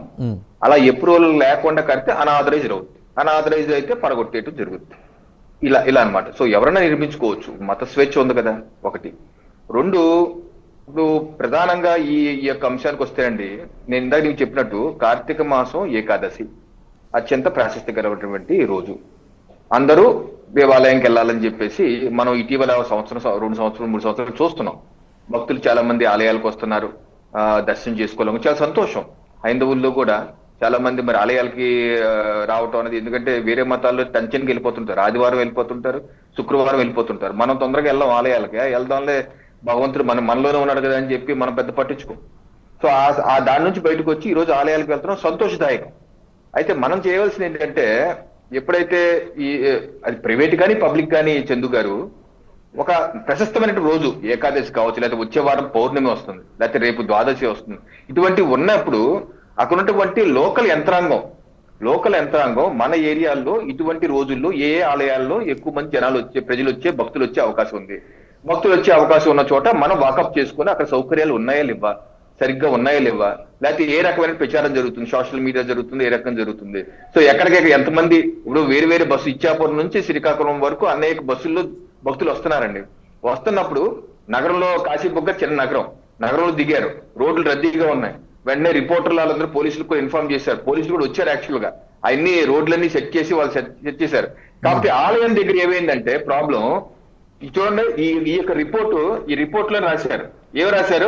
ఈ యొక్క రిపోర్ట్ లో ఏం రాశారంటే, entrance a large crowd reportedly surged forward when the temple opened, causing panic and a crush in the entrance route. A railing collapsed under the crowd pressure, which triggered the panic. The same route was being used for both entry and exit. ప్రమాదానికి కారణం main ఇదండి. Same route used for entry and exit. ఎంట్రీకి exit కి ఒకే route, ఇప్పుడు ఏమవుతుంది, మన ఆలయాల్లో ఒకే ద్వారం ఉంటది. లోపలికి వెళ్తాం, మనం లోపలికి వెళ్తే బయట ఒకటే ఉంటది. కాబట్టి ఇటువంటి ప్రాశస్త్యమైనటువంటి రోజుల్లో చందు గారు ఎక్కువ మంది వచ్చేస్తారు కాబట్టి వెళ్ళటం రావటం అవ్వదు. కనీసం ఇటువంటి రోజులు నేను ఇందాక చెప్పినటువంటి, లేకపోతే హైందవ భక్తులందరితో మాట్లాడి నాకు తెలిసి సంవత్సరంలో ఒక 15-20 రోజులు ఉంటాయి. ఇటువంటి రోజులు అన్నప్పుడల్లా ఎగ్జిట్ వేరేగా పెట్టుకోవాలి. ఎంట్రన్స్ ఎగ్జిట్ ఒకటే పెడితే ఎలాగా? ఇప్పుడు అదొక సమస్య. ఎంట్రన్స్ ఎగ్జిట్ ఒకటే ఉండకూడదు. మామూలు రోజుల్లో పర్లేదండి. కానీ ఇటువంటి ముఖ్యమైన రోజుల్లో మాత్రం ఒత్తిడి పెరిగిపోతే ఒకే రోడ్లు, అది ఎంత ఉందని వెడల్పు చూస్తున్నాం వీడియోలో, మా అయితే 15 అడుగులు ఉందేమో. దాన్ని సగం మధ్యలో రైలింగ్ పెట్టారు. రైలింగ్ కొత్త ఇంకా నిర్మాణం పూర్తి కాలేదు, అది బలం లేదు పెద్దగా. గ్రానైట్ కింద గ్రానైట్ జారి పడితే తల పగిలిపోతే, అసలు గ్రానైట్ ఎందుకు పెడతారు నాకు అర్థం కాదు. గ్రానైట్ పెడితే ఏముందంటే చిన్న నీళ్లు పడినా కాలు జారి పడిపోతే తల బద్దలైపోతాయి. సో ఇటువంటి అన్ని ఒక మానవీయ కోణంలో ఆలోచించాలి. అలాగే భక్తులు కూడా, మనం ప్రాబ్లం ఏమవుతుంటే అండి, కొంతమంది జనాలు ఉంటే ఒకేసారి 1000 మంది వచ్చారనుకోండి, మీకన్నా నాకన్నా మనసులో తొందర వస్తాయి. దర్శనం జరుగుతో లేట్ అయిపోద్దాము, తొందరగా వెళ్ళిపోదాం, మళ్ళీ తొందరగా ఇంటికి వెళ్ళిపోవచ్చు కదా. అది సైకాలజీ అండి, ఇది మనిషి సైకాలజీ. మనం మామూలుగా కూర్చున్నప్పుడు అనుకుంటాం అంత కంగారు పడిపోతే ఏమైంది, నిదానంగా వెళ్ళొచ్చు కదా. కానీ ఆ రోజు, ఆ క్షణం, ఆ పరిస్థితుల్లో, ఆ గందరగోళంలో ఎవరైనా సరే విచక్షణ కోల్పోతారండి. అందుకని ఇవన్నీ మనం దృష్టిలో పెట్టుకొని లోకల్ యంత్రాంగం చిన్న ప్లానింగ్ చేసుకొని ఎంట్రీ ఒక రకంగా, ఎగ్జిట్ ఒక రకంగా పెట్టుకోవాలి. ఆ రకంగా పెట్టుకుంటే మనకి ఈ సమస్యలు రాకుండా ఉంటాయి. సో ఆ రకమైన ప్లానింగ్ ఒకటి లోపం కనిపిస్తుందండి. ఆ ప్లానింగ్ లోపం, అలాగే సెక్యూరిటీ విషయాల్లో అక్కడ లేకపోవడం, స్థానిక అధికారులు కానీ కమిషనర్ గారు అందరూ ఒకసారి కూర్చొని రివ్యూ చేస్తే ఏం తప్పు. ఇప్పుడు ఏకాదశి వస్తుంది సార్, లేకపోతే వచ్చే వారం పౌర్ణమి వస్తుంది సార్, కార్తీక మాసంలో సోమవారం పూట శివాలయాలకి తెల్లారుజాము 4 గంటల నుంచి క్యూ కడతారు సార్. ఇది మనకు తెలుసు కదా. తెలిసినప్పుడు ఆ రోజుల్లో మన ఊళ్ళో శివాలయాలు ఏమున్నాయి, మన ఊళ్ళో వెంకటేశ్వర ఆలయాలు ఏమున్నాయి అని ఒకసారి కూర్చొని ఒక మాట అనుకొని, అక్కడ సెక్యూరిటీ ఎలా ఉంది, దాని ఎంట్రీ ఎగ్జిట్ ఎలా ఉంది, ఈ చిన్న విషయాలు చూసుకో. దీనికి ముఖ్యమంత్రి చూడాలి, ప్రధానమంత్రి చూడాలి, ఉప ముఖ్యమంత్రి చూడాలి, హోంమంత్రి చూడాలి అంటే ఇంకా స్థానికంగా ఉన్న అధికారులు ఏం పనండి? స్థానికంగా కమిషనర్ ఏం చేస్తారు, స్థానికంగా బీఆర్ఓ ఏం చేస్తారు, స్థానికంగా సచివాలయ సిబ్బంది ఏం చేస్తారు, స్థానికంగా కానిస్టేబుల్ ఏం చేస్తారు, ఎస్ఐ ఏం చేస్తారు, సిఎల్ ఏం చేస్తారు, ఇంతమంది సిబ్బంది ఉన్నారు కదా, వీళ్ళందరూ ఏం చేస్తారని నేను అడుగుతున్నాను. సో అందుకనే ఇది ఒక కామన్ సెన్స్ తో వెళ్లాల్సిన విషయాలండి. దీన్ని మనం కామన్ సెన్స్ ఇన్ని పట్టించుకోకపోతే ఇటువంటి సమస్యలు పునరావృతం అవుతాయి. చందు గారు, నేను విజ్ఞప్తి చేస్తున్నాను మన వాళ్ళందరికీ, అలాగే భక్తులకు కూడా విజ్ఞప్తి చేస్తున్నాను. వెళ్ళండి, ఆలయాలకి వెళ్ళటం మానేయద్దు, కాదే కొంచెం ప్రశాంతంగా వెళ్ళండి. అధికారులు కూడా దయచేసి హిందువుల పండుగ కాదు, ముస్లిం పండుగ కావచ్చు, లేదా క్రిస్టియన్ పండుగ కావచ్చు, వాళ్ళకి వెళ్ళే చర్చిలు మసీదుల దగ్గర కూడా ఇటువంటి రక్షణ చర్యలు ప్రైవేట్ గానీ పబ్లిక్ గానీ అందరికీ రక్షించడానికే మనం ఉన్నాం ఇక్కడ. అందుకని ప్రొయాక్టివ్ గా ఎవరో చెప్పాలి, ఎవరో చేయాలని అవసరం ఉంటే చందు గారు మనం ఏం చేయాలంటే ప్రతి నగరానికి ఒక డిజాస్టర్ మేనేజ్మెంట్ కమిటీ అని పెట్టుకోవాలి, విపత్తు నివారణ కమిటీ. నేను ప్రభుత్వానికి సూచిస్తున్నా ఈ సందర్భంగా, విపత్తు నివారణ కమిటీ పెట్టండి, దానిలో 3-4 అధికారులను పెట్టండి. ఇటువంటి ముఖ్యమైన అన్ని రివ్యూ చేసే విధంగా, రికార్డ్ చేసే విధంగా, రికార్డెడ్ గా వెళ్లే విధంగా. ఇప్పుడు అంతా టెక్నాలజీ కదా సార్ చందు గారు, మనం టెక్నాలజీ ఉపయోగిస్తున్నాం. ఈ టెక్నాలజీలో భాగంగా దాన్ని రికార్డ్ చేసి ఆ విషయాలన్నీ అక్కడ పొందుపరిచి ఈ ఆలయాలు ఉండే, లేదా ఈ దర్గాలకి ఇలా ఉంది, ఈ చర్చిలకి ఇలా ఉంది, సో ఇలా చేయాలి అని చెప్పి మనం ఆ రకమైన విపత్తు నివారణ కమిటీ లేదా మేనేజ్మెంట్ కమిటీ అని పెట్టుకొని తప్పనిసరిగా టాస్క్ ఇచ్చి ఇటువంటి రివ్యూ చేసే విధంగా ప్రతి నగరంలోనూ ప్రతి మండలంలోనూ అయితే జిల్లాలో కమిటీ పెట్టుకొని ఇటువంటి చేయకపోతే అంటే ఆయన చూస్తారు. క్రికెట్ లానే ఉంటది, బాల్ వస్తుంది అనుకోండి చేయిస్తాడు, ఆడెవరో చూసుకుంటాడు, నేను ఈడల్లో ఆడెవరో చూసుకోవాలి. అలాగే వాళ్ళు చూసుకుంటారులే, మనం ఎందుకు, ఫైర్ డిపార్ట్మెంట్ వాళ్ళు చూసుకుంటారులే, పోలీసు వాళ్ళు చూసుకుంటారులే, రెవెన్యూ వాళ్ళు చూసుకుంటారు అంటే ఎవరు చూడటం. రాజుగారి ఇంట్లో పండక్కి పాలు పోయమంటే ఆడెళ్తాడు ఈడెళ్తాడు ఎవడు వెళ్ళలేదండి లాస్ట్ కి. ఆ రకంగా తయారవుతుంది. ఇప్పటికైనా సరే ఒక కమిటీ ఏర్పాటు చేసి ఇటువంటి విపత్తుల్లో రివ్యూ చేసుకునే విధంగా ప్రతి నెల కూర్చునే విధంగా ఇటువంటి ముఖ్యమైనటువంటి కార్తీక మాసం ధనుర్మాసం సమయంలో రివ్యూ చేసుకుని కట్టుదిట్టమైన చర్యలు ఉన్నాయా లేవా మానిటర్ చేసి ఒక టెక్నాలజీగా దాన్ని ఇవాల్వ్ చేసుకుని ముందుకెళ్తే ఇటువంటి పరిస్థితి రాకుండా చూడాలండి. ఎందుకంటే భవిష్యత్తులో భక్తులు పెరుగుతారండి, తప్పనిసరిగా హైందవ ధర్మం అనే విరాజిల్లాలి, హైందవ ధర్మం ఉండాలి. మనకన్నా పరిస్థితులు ఎన్నో చూస్తున్నాం, ఎన్నో ఇబ్బందులు చూస్తున్నాం హైందవుల మీద ప్రపంచవ్యాప్తంగా. పక్క దేశాలు చూడండి, చంపేస్తారు హైందవుల్ని. మనం కూడా మన దేశంలో హైందవుల్ని ఆలయాలకు వెళ్ళకూడదు, వెళ్ళక్కర్లేదు, నీలోనే దేవుడు ఉన్నాడు, నువ్వు పూజించుకు కూర్చో అంటే ఇంకేముందంటే మన వ్యవస్థ కుప్పకూలిపోతుంది. అందుకనే రావాలి, కానీ కట్టుదిట్టమైన చర్యలు తీసుకునే విధంగా, ఎంట్రీ ఎగ్జిట్ విడివిడిగా ఉండే విధంగా, అట్లీస్ట్ ఇటువంటి ముఖ్యమైన మాసాల్లో అన్నా సరే ఎంట్రీ వేరు. మొన్న నేను దసరా టైంలో మా కాకినాడలో ఒక ఆలయానికి వెళ్ళానండి, అమ్మవారి ఆలయానికి వెళ్ళాను. అవి ఎంట్రీ ఎగ్జిట్ ఒకటే ఉంది, చాలా ఇబ్బంది పడ్డాం. ఇదెక్కడ ప్లానింగ్ అయ్యి బాబు, ఇంతమంది దసరాకి అమ్మవారి దశకి ఇంతమంది వస్తే ఎంట్రీ ఎగ్జిట్ ఒకటే పెట్టుకుంటే ఎక్కడ వస్తాయా, వెళ్ళేవాడు వెళ్తున్నాడు, తోసేవాడితో వస్తున్నాడు. నేను కూడా చాలా ఇబ్బంది పడ్డాను. ఆలయ కమిటీ కూడా పిలిచి చెప్పాను, ఏం ప్లానింగ్ అయ్యేది, నువ్వు ఎగ్జిట్ వేరేగా పెట్టుకోవచ్చు కదా అని. సో ఇది సాధారణంగా అన్ని ఆలయాలు ఉంది చందు గారు. నేను రిక్వెస్ట్ చేస్తాను మీ ఛానల్ ద్వారా దేవాదాయ ధర్మశాఖ శాఖని తప్పనిసరిగా, ఎందుకంటే మనకి పురాతనంగా శతాబ్దాలుగా ఒక డిజైన్ ఉంది ఆలయాలకి. దానికి ఏంటంటే ఎంట్రీ ఎగ్జిట్, అప్పుడు జనాభా తక్కువ పెద్ద పెద్ద ఆలయాలు నిర్మాణం చేశారు. ఇప్పుడు జనాభా పెరిగిపోయినప్పుడు ఆలయాలు కూడా మనకి సరిపోయినప్పుడు ఎంట్రీ వేరు ఎగ్జిట్ వేరుగా పెట్టుకొని ప్లాన్ చేసుకుని సైంటిఫిక్ గా ప్లాన్ చేసుకుంటే మనం ఏ కాలానుగుణంగా హైందవ ధర్మం మార్చుకుంటా ఉందండి. అదే విధానం ఫాలో అవ్వాలి, రూల్ లేదు. మనం కూడా కొంత మార్చుకుంటా ఉండి డిజైన్ కూడా మార్చుకొని ఆ రకంగా ఏర్పాట్లు చేసుకుంటారంటే ఇటువంటి పునరావృతం కాకుండా ఉంటాయని. ఏదైనా సరే జరిగింది మాత్రం ఆవేదన భరితో, అదే 8 మంది మహిళలు ఒక బాబు తొక్కిసలాట చనిపోవడం అనేది జీర్ణించుకోలేని అంశం. కోరుకుంటున్నాను. రైట్, పైట్రైజ్ గారు, నిజంగా విజయ్ కిరణ్ గారు, అదేవిధంగా రవికిరణ్ గారు, విజయ్ గారు, అదేవిధంగా ప్రభు గారు చెప్పిన అంశాలన్నీ పరిగణలోకి తీసుకుందాం. జరిగిన ఇన్సిడెంట్ బాధాకరం, ఇలాంటిది జరగకుండా చూసుకోవాలి. బట్ మీరు శ్రీకాకుళం వాసుగా అక్కడ ఉన్నారు, ఏం జరుగుతుంది, వాట్ ఈజ్ వాట్ అనేది మీకు క్లియర్గా తెలుసు. సో తప్పు ఎవరిది అనుకోవాలి ఇక్కడ ఈరోజు అంశంలో? ఆలయ నిర్వాహకులదా, లేదంటే క్రమశిక్షణ లేని భక్తులదా, లేదంటే రవికిరణ్ గారు అన్నట్టు కూడా అక్కడ ఎవరైతే లోకల్ యంత్రాంగం ఉందో వాళ్ళకి దీనికి సంబంధించి ముందుగా కొంత అవగాహన అయినా ఉండి ఉంటుంది, వాళ్ళు జాగ్రత్తలు తీసుకుంటే ఇలా జరిగేది కాదని కూడా వారు అంటున్నారు. సో ఓవరాల్గా మీరేం చెప్తారు దీనికి సంబంధించి? చందు గారు, ఏదైతే బ్రదర్ రవికిరణ్ గారు చెప్పారో అక్కడ స్థానికంగా ఉన్నటువంటి అధికారులు కూడా దీనిపై దృష్టి పెట్టుకోవాలి. పూర్తిగా అధికారులు దృష్టి పెట్టుకోకపోవడం ద్వారా జరిగినటువంటి లోపం ఇది. నిర్వాహకులు ఆలయాన్ని గత 5 సంవత్సరాల నుంచి అసంపూర్తిలో ఉన్న నిర్మాణం, అది ఇంకా పూర్తి కూడా కాలేదు. కాకపోతే ఎగ్జిట్ ఒకే దగ్గర, నిర్మాణంలో ఉన్న భక్తుల్ని అలో చేస్తుంది గత 4 నెలలుగానే కదా, జూలైలో ఎప్పుడో స్టార్ట్ అయింది అంటున్నారు, మే జూలై నుంచి. అవునండి అవును గత 5 సంవత్సరాల నుంచి నిర్మాణం అవుతుంది, 4 నెలల నుంచి మాత్రమే ఈ భక్తులు వస్తున్నారు.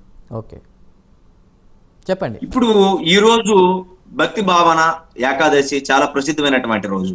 సోదరులు చెప్పినట్టు కార్తీక మాసంలో ఇంత విలువైనటువంటి రోజులో ఈ గుడికి ఇంతమంది వస్తున్నారనే ఆలోచన చేయాల్సిన బాధ్యత స్థానికంగా ఉన్నటువంటి అధికారులది, అలానే ఆలయ నిర్వాహకులది. నిర్వాహకులు కూడా ప్రైవేటు కరణలో ఉన్నటువంటి ఈ దేవాలయాన్ని కూడా ఈ రోజు జరుగుతున్నటువంటి ఏకాదశి పర్వదినాన్న భక్తులు ఈ విధంగా వస్తారు, నాకు ఈ దేవాలయానికి సెక్యూరిటీ కావాలని వారు కూడా మనకు చెప్పాలి. ఆ లోపం అయితే చాలా క్లారిటీగా జరుగుంది. ఈ జరిగినటువంటి సంఘటన తొక్కిసలట్లో మానవతా దృక్పథంతో ఆలోచించాలి తప్ప ఎటువంటి రాజకీయాలకు తావు కూడా ఇవ్వటానికి లేదు. ఎందుకంటే ప్రాణాలు పోయినాయి, మృతదేహాలు కళ్ళారా చూసాం. స్థానిక నియోజకవర్గ ఎమ్మెల్యే గారు గౌత్ శిరీష గారు, జిల్లాలో ఉన్నటువంటి మంత్రి అచ్చెన్నాయుడు గారు, మరి ఇప్పుడే వచ్చినటువంటి నారా లోకేష్ గారు, ఎన్డీఏ కూటమి ప్రభుత్వం మెరుగైన వైద్యం అందిస్తుంది. భద్రతా లోపాలు ఎక్కడ జరిగిందో, ఏ విధంగా జరిగిందో వారు కూడా చూస్తున్నారు. ఆ ఆలయ నిర్వాహకులు కూడా వారిని కూడా తెలుసుకోవడం జరుగుతుంది. మరి రవికిరణ్ గారు చెప్పినట్టు పూర్తి స్థాయిలో ఆ స్థానికంగా ఉన్నటువంటి అధికారులే కానీ కొంచెం బాధ్యత తీసుకోగలిగితే, ఎందుకంటే సంవత్సరంలో 365 రోజులు కార్తీక మాసం ఉండదు, ఏకాదశి అనేది కూడా ప్రతిరోజు రాదు. వచ్చినటువంటి శుభ సందర్భంలో ప్రత్యేకంగా బాధ్యతలు తీసుకోవాలి. దేవాదాయ శాఖ కూడా ఆంధ్రప్రదేశ్ రాష్ట్ర వ్యాప్తంగా ఉన్నటువంటి ఆలయాలు ఏ విధంగా మోడిఫికేషన్స్ ఉన్నాయో, ఏ విధమైనటువంటి ప్లానింగ్స్ తో ఉన్నాయో వాటి మీద కూడా ప్రత్యేకంగా శ్రద్ధ పెట్టాలి. మరి ఇటువంటి భద్రత మరి ప్రజలకి భద్రత చూపించవలసిన బాధ్యత అయితే మాత్రం ప్రభుత్వానికి ఉంది. కానీ ఇది జరిగినటువంటి సంఘటన ఎలా జరిగింది, నిర్వాహకంలో ఏ విధమైనటువంటి లోపం అయ్యింది, ఎలా జరిగిందో ఇంకా తెలుసుకోవడం అంత జరుగుతుంది. మరి ఇప్పుడే లోకేష్ గారు కూడా, మంత్రి లోకేష్ గారు కూడా రావడం జరిగింది. దీనిపై ఇంకా ముందుకు వెళ్తున్నారు. రైట్, విజయ్ గారు, ఇలాంటి అంశాలకు సంబంధించి జాగ్రత్త పడాల్సిన అంశాలు అంటే, ఇలాంటి ఒక ఇన్సిడెంట్ జరిగింది రిపీట్ కాకుండా ఉండాలంటే అవి ఏవైనా ఆలయాలు ప్రభుత్వానికి ఇన్ఫర్మేషన్ లేకపోతే గుర్తించే విషయంలో కావచ్చు ఎలాంటి జాగ్రత్తలు తీసుకోవాలి, ఇలాంటివి రిపీట్ కాకుండా. గతంలో కూడా కొన్ని ఘటనలు మనం చూసాం, సో అవి బాధాకరమైనవే. ఇప్పుడు ఒక ఘటన చూసాం. ఇలాంటివి ఇంకా ఎక్స్గ్రేషియా ప్రకటించడము, మౌనం వహించడము, లేదంటే దాంతో వాళ్ళ కుటుంబ సభ్యుల యొక్క బాధ మనం తీర్చలేం. అదొక ఏమంటారు, ఒక చిన్న టెంపరీగానే ఉంటుంది, కానీ పర్మనెంట్గా వాళ్ళ కుటుంబంలో ఒక వ్యక్తిని కోల్పోతారు. చాలా బాధాకరం. చిన్నపిల్లలు కావచ్చు, వృద్ధులు ఉన్నారు, పెద్దవాళ్ళు ఉన్నారు. రిపీట్ కాకుండా ఇంకొకసారి జరగకుండా ఉండాలంటే ప్రభుత్వం ఎలాంటి అంశాల మీద ఫోకస్ చేయాల్సిన అవసరం ఉంది? మీకున్నటువంటి ఫీడ్బ్యాక్ ఏంటండి? సార్, ఇప్పుడు మీరు చెప్పిన విధంగా ఈరోజు ఈ ఛానల్లో పాల్గొన్న వాళ్ళు కానీ, లేదు మానవత్వం ఉన్న మనుషులుగా ఉన్న వాళ్ళందరం కూడా జరిగినటువంటి హృదయ విదారకమైనటువంటి సంఘటనని అందరం కూడా ముక్తకంఠంతో, శోకాతప్త హృదయంతో దానికి మనం సంతాపం తెలియజేస్తా ఉన్నాం, బాధపడతా ఉన్నాం. అందరం కూడా ఆ చనిపోయిన కుటుంబ సభ్యులు ఏ విధంగా ఆదరణ కలగాలి, అదే విధంగా ఏ విధంగా ఇటువంటి సంఘటనలు మళ్ళీ మళ్ళీ జరగకుండా ఉండాలి అనేటువంటి పైన చర్చలు చేస్తూ ఉంటే, వారు ఒక పక్కన ప్రతి ఇన్సిడెంట్ని కూడా కులాల మధ్య, మతాల మధ్య విద్వేషాలు రెచ్చగొట్టేలాగా చేస్తున్నటువంటి ఆ కాలకేయులను మాత్రం ప్రకృతి భగవంతుడు ఖచ్చితంగా వారిని శిక్షిస్తారు. ఇంకో విధంగా ఏంటంటే, ఇప్పుడు నిన్న నేచురల్ కలామిటీ తుఫాను అనౌన్స్ అయింది. దానిలో కూడా అంత పెద్ద విపత్తును కూడా మొత్తాన్ని గవర్నమెంట్ చాలా సక్సెస్ఫుల్గా హ్యాండిల్ చేసి ప్రాణ నష్టం తగ్గించి చాలా సక్సెస్ఫుల్గా ప్రజలకు ఇబ్బంది లేకుండా చేసింది. అదే ఈ సంఘటన అది ప్రైవేటు దాంట్లో కట్టినప్పటికి కూడా వారు కానీ రెవెన్యూ వాళ్ళకి ముందుగా ఇంటిమేషన్ ఇచ్చి ఉండా, లేదు ఇంత క్రౌడ్ ఒకేసారి ఒక ప్రాంతానికి ఇంత వేల మంది వెళ్తా ఉన్నారు, ఖచ్చితంగా ఇంటెలిజెన్స్ ఉంటుంది, వాళ్ళందరూ కూడా ఎందుకు వెళ్తా ఉన్నారు, వెళ్ళేటువంటి పరిస్థితులు అక్కడ ఏ విధమైన ఏర్పాటు ఉన్నాయి, దానిపైన కానీ విచారణ చేసి, లేదు దానికి సంబంధించిన విషయంలో రెవెన్యూ లేదా పోలీసు వారు ఇన్వాల్వ్ అయి ఉన్నట్టయితే, ఏది వాళ్ళు నిర్వాహకులు చెప్పకపోయినప్పటికి కూడా ఇటువంటి పరిస్థితి ఉండేది కాదు. రెండోది, ప్రధానమైనటువంటి ఏంటంటే మా భక్తుల యొక్క నమ్మకం, ఈ పర్వదినాన దేవుణ్ణి దర్శించుకుంటే మాకు మంచి జరిగిద్ది, ఈ ఈ ఈ నమ్మకం అనేటువంటి దానిపైన అక్కడ ఉన్నటువంటి భద్రతా లోపాలు కనపడవు. ఏదో చిన్న ఇన్సిడెంట్ జరగానే కంగారుపోయి ప్యానిక్ అయిపోయి అటు ఇటు పరిగెత్తి నిజంగా ఒక కుటుంబంలో ఒక మనిషి చనిపోతే తిరిగి రారు అనేటువంటి ఆ వార్త, అదేవిధంగా మనం ఎన్ని కోట్లు డబ్బులు ఇచ్చినా కానీ ఆ కుటుంబానికి మనం ఆదరణ కలిగించేటువంటి పరిస్థితి ఉండదు. అయితే ఇక్కడ ఒకటి, ఇవాళ చూడండి, బాధ్యత కలిగినటువంటి ప్రభుత్వం పైనుంచి కింద వరకు, అటు లోకేష్ గారు కానీ, రామ్మోహన్ గారు కానీ, హోంమంత్రి గారు, అందరూ కూడా, ఎమ్మెల్యే గారు అందరూ కూడా జరిగిన సంఘటనకి వెళ్ళి బాధితులకు మీకు అండగా మేము ఉన్నాం, పోయిన వారిని తిరిగి తేలేకపోయినప్పటికి కూడా మీ కుటుంబ సభ్యులకు పోయినటువంటి ఆ లోటుకి మేము తీవ్రంగా విచారణ వ్యక్తం చేస్తున్నాము, మేము అండగా ఉన్నాం అనేటువంటి మనోధైర్యాన్ని కల్పిస్తా ఉన్నారు. అదేవిధంగా రాబోయే రోజుల్లో కూడా ఏదో ఇలా ఇన్సిడెంట్ జరిగింది 4 రోజులు అధికారులు అడావుడి చేయడం కాకుండా శాశ్వతంగా ఏ మత ప్రదేశాలలో అయినా సరే ఈ గ్యాదరింగ్స్ జరిగేటువంటి ప్రాంతాలన్నింటిలో కూడా ఎంతమంది వస్తూ ఉన్నారు, ఏమొస్తా ఉన్నారు, వాళ్ళు ప్రైవేట్ ప్రాంతంలో అయినప్పటికి కూడా, అది చర్చ్ అయినా మసీద్ అయినా గుడి అయినా అన్నిటిని కూడా డేటా పెట్టుకోవాలా. ఆ ప్రాముఖ్యమైనటువంటి రోజుల్లో ఆ గ్యాదరింగ్ సంబంధించినటువంటి ప్రతి అప్డేట్ని కూడా ప్రభుత్వ శాఖలకి వారు ఇచ్చేలాగా, దాన్ని మానిటర్ చేసుకునేలాగా చేయాల్సినటువంటి అవసరం ఉందని మాత్రం చెప్పదలుచుకుంటా ఉన్నానండి. రైట్. ఫైనల్గా ప్రభు గారు మీరు ఇచ్చేటువంటి సలహా ఏంటి? ఎలాంటి రక్షణ చర్యలు చేపట్టాలి ఈ ఆలయాల విషయంలో? ముఖ్యంగా భక్తులు మనం అనుకోని కొన్ని పుణ్యతిథులు లేదంటే పూజా కార్యక్రమాల్లో ఒక్కసారిగా ఇలా పెరుగుతూ ఉంటారు, ఎక్స్పెక్ట్ చేయలేదని ఇటు ప్రభుత్వం చెప్తున్నా, ఆలయ నిర్వాహకులు చెప్తున్నా, ఇలాంటి ఒక గ్యాదరింగ్స్ ఉన్నప్పుడు తీసుకోవాల్సిన కనీస రక్షణ చర్యల గురించి మీరు ఏం చెప్తారు ప్రభు గారు? ఇప్పుడు మనకి బాగా ప్రతిష్ఠితమైన గోల్డ్ ఏవైతే ఉన్నాయో, టెంపుల్స్ ఏవైతే ఉన్నాయో, తిరుపతి కానీ లేదా తమిళనాడులో చాలా ప్రాచీన గొప్ప పెద్ద పెద్ద టెంపుల్స్ ఏవైతే ఉన్నాయో, చోళులు వాళ్ళు మహారాజులు కట్టినవి, అవి ఆ మోడల్లో మనం మెయింటైన్ చేయగలగాలి. ఈ గుడి కేసులో ఇది క్లియర్ గా కనపడుతోంది. ఇది మధ్యలో ఉన్నటువంటి గుడి, నిర్మాణం పూర్తి కాలేదు కాబట్టి మెచ్యూరిటీ లేదు. అదే మనం పెద్ద పెద్ద టెంపుల్స్ చూస్తే ఎస్టాబ్లిష్డ్ వేల సంవత్సరాల కొద్దీ ఉన్నవి బాగా మెచ్యూరిటీ లెవెల్లో ఉంటాయి. అరేంజ్మెంట్స్ అంటే సెక్యూరిటీ కానీ, ప్లానింగ్ కానీ, ట్రాఫిక్ మూవ్మెంట్ కానీ, మనుషుల మూవ్మెంట్ కానీ, కంట్రోల్ కానీ చాలా మెచ్యూరిటీగా ఉంటుంది. అండ్ తిరుపతి ఒక ఎగ్జాంపుల్ తీసుకుందాం. ఒక సైడ్ భక్తులు వస్తూ ఉంటే, బయటకు వచ్చే భక్తులు వస్తూ ఉంటే వెళ్ళే వాళ్ళని ఆపుతారు, వెళ్ళే వాళ్ళు వెళ్తుంటే బయటకు వచ్చే వాళ్ళని ఆపుతారు. ఇలాంటి ఒక సిస్టమ్ ఉంది కదా, అది అదేనండి. అది ఒకటే కాదండి, ఇప్పుడు కంట్రోల్ మధ్య మధ్యలో ఆపాలి. తిరుపతిలో కూడా మధ్య మధ్యలో ఆపుతారు. అక్కడ ట్రాఫిక్ జామ్స్ వచ్చిన ట్రాఫిక్ పోలీస్ కూడా అదే చేస్తారు, ఆపేసి అది క్లియర్ అయిన తర్వాత మళ్ళీ అలా పర్మిట్ చేస్తారు. అలాగా ఫుల్ కంట్రోల్ ఉండాలండి. ఇక్కడ ఏమీ లేదు. ఇది కొత్తగా ఇప్పుడు నా ఉద్దేశంలో ఇది ప్రమాదం ఎందుకు జరిగిందంటే, వీళ్ళకి మెచ్యూరిటీ లేదు, వీళ్ళు ఇంకా అండర్ కన్స్ట్రక్షన్ టెంపుల్ ఇది. అటువంటిది ఇమ్మెచ్యూర్ గా, అంటే అసలు ఇంకా మనిషి పెరిగి పెద్దవాడు కాలేదు, అప్పుడే వాడి మీద ఇంత లోడ్ వేయటం అనేది చాలా తప్పు. ఇది నిర్వాహకులకి ఆ మాత్రం ఆలోచన రాకపోవడం ఆశ్చర్యకరం. అండ్ వాళ్ళు గవర్నమెంట్ కి చెప్పుంటే ముందే వీరన్నట్టు పెద్ద ఎత్తున ఖచ్చితంగా ప్రభు గారు ఇక్కడ మనం ఒక విషయం మాట్లాడుకోవాలి. సారీ ఫర్ ద ఇంటరప్షన్ అండి. విజయ్ గారు అండ్ రవికిరణ్ గారు అలానే పైరాజ్ గారు, ఒక చిన్న ఎగ్జాంపుల్ తీసుకుందాం. ఈ లక్షల మంది వస్తున్నారు అంటే కొన్ని ఇన్సిడెంట్స్ తీసుకుందాం. సింహాద్రి అప్పన్న విషయంలో కావచ్చు, అప్పుడు జరిగిన తొక్కిసలాట, తిరుపతిలో కావచ్చు, చాలామంది రీసెంట్గా జరిగిన దేవీ నవరాత్రుల్లో విజయవాడ విషయంలో భయపడ్డారు. లక్షల మంది భక్తులు అమ్మవారి దర్శనానికి వస్తారు. కానీ ప్రభుత్వం తీసుకున్న చర్యల్ని మనం తీసుకుందాం. ఒక సిస్టమేటిక్గా భక్తుల్ని రిలీజ్ చేయడం కానీ, దర్శనానికి అలౌ చేయడం కానీ, ఎక్కడ ఎలాంటి ఇన్సిడెంట్ జరగకుండా చాలా జాగ్రత్తగా నడిపినటువంటి వ్యవస్థను మనం చూసాం. ఇప్పుడు ఈరోజు ఇన్సిడెంట్ ప్రభుత్వానికి ముడిపెడుతూ కూడా వైఎస్ఆర్సీపీ మాట్లాడుతున్నటువంటి పరిస్థితి. సో ఇక్కడ ఆలయ నిర్వాహకుల తప్పిదం కనిపిస్తోంది. ఫైనల్గా మీ కన్క్లూజన్ ఏంటండి ఈ విషయంలో, రవికిరణ్ గారు?